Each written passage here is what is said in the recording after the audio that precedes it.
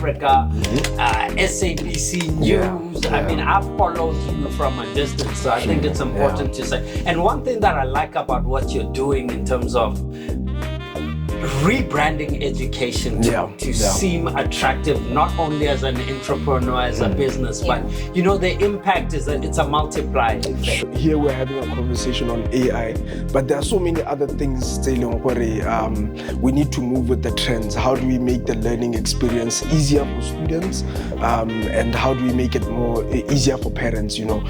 Are students learning less as a result of having access to AI? That's a bit of a tricky one, hey? It's like, if you were to liken it to a calculator, for instance, would you say that I know less maths because I choose to use a calculator? You know what I mean? It's just an issue of how to use the tool.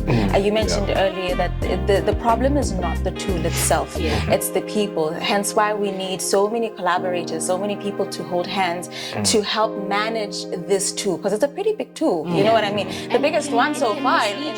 Yes. I mean, you have your ChatGPT, which is very general, of course, right? And how many times has it said wrong information, but confidently? You know what I mean? And that's why I do appreciate the AI that they have introduced in schools, because it's very education-centered. So now you know that your children are being fed what should be fed to them, you know what I mean? Instead of just anything and everything, garbage in, garbage out, you know. When you reflect, is AI a good thing? Is it a bad thing? AI is here to stay. What is there to learn from AI by teachers and by tutors? How can they use it as a tool to enhance the learning experience? Yeah, let me take this one.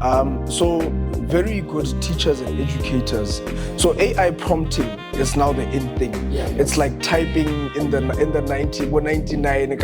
If you are not typing, you are going to be left. Right now, you know, typing is, you can't not type, you get it. Now people would prompt, or back then when I was reading a textbook, I would take maybe the heart the way it is. The only diagram you have is that diagram in the textbook. But right now you can prompt it to say, listen, I'm a Form 5 teacher for biology. I want to prompt a simulator video that can show the students the path of the blood from the heart to the lungs, to the kidneys, to the livers. This is what you're trying to achieve. Make it easy for a child in this level. Then it will simulate that, that video. So Runa, back then, it's either you get it from that diagram or it's over. You get what you get. So that is one of the practical uses of, as an educator, how can you use AI to make a better learning experience? There's also the aspect of taking into account that we have neurologically divergent students. 100%. Right. So when you're using tools like that, it allows you to gain insight as to how best to teach them. Like we're talking about help me create a lesson plan or strategies so I can teach my student who has ABC issues so that they can better understand what's happening. You understand? So then we're not applying a one-size-fits-all Exactly. Which is actually one of the things that we try to focus on at Lion Tutoring, is that we acknowledge that there are different types of students, and therefore each and every one has to be given that priority so that they can all get to the mark that they desire. There was a time where we used to advocate to say, when is the entrepreneurship being introduced at a young age? Standard 3, standard 4, a child should be able to conceptualize that you're not going to go through this system just to get a job. You might need to go into entrepreneurship. Today, as we talk, it's still not there. But in other countries, it's long been so advanced that even in our private schools here, students have entrepreneurship day. They have standard 5, standard 6s, standard 4s. They're starting to learn how to enterprise. How do you set up a business? What are taxes?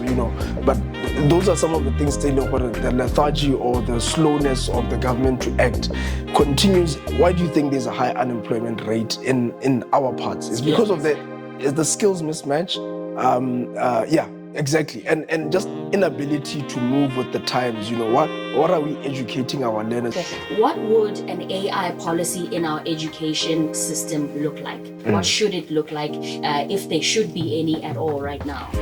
Well, let's start with the benchmarking. Every time I would say to our policymakers, when you go for the benchmarking, we need results. We don't just need to support a they've spent X amount, they've lived in this luxurious, hotels and etc. But what is it that they've learned? How is this Singaporean? And nowadays, even with we're talking about AI, guys, you don't even need to go and benchmark and go all the way to Singapore. You just go online and you ask the AI, what is the policy that this particular country with a very low unemployment rate is implementing? Verbatim, guys. You don't even have to change anything. Cut and paste, and that's our policy. Ariskarari, unemployment is gonna get better. Exactly, and the roots, where it comes from, how prepared is this child to be able to do business. There are times where I'd have an imposter syndrome and get into a room or maybe in a different country, and I would, not to brag, but I would think I'm slightly a bit better, but or whatever the case may be, if I got in that room, how would it be for them? We should find a way where we really try to be as globally competitive, and that starts from basic education. We shouldn't leave that to chance.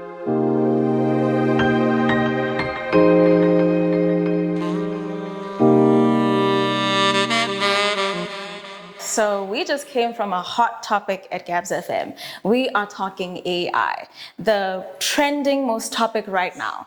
Is it good for education? Is it not? Whose responsibility is it? It's in our schools now. Should we be scared? Who knows? Check out our conversation on GabzFM.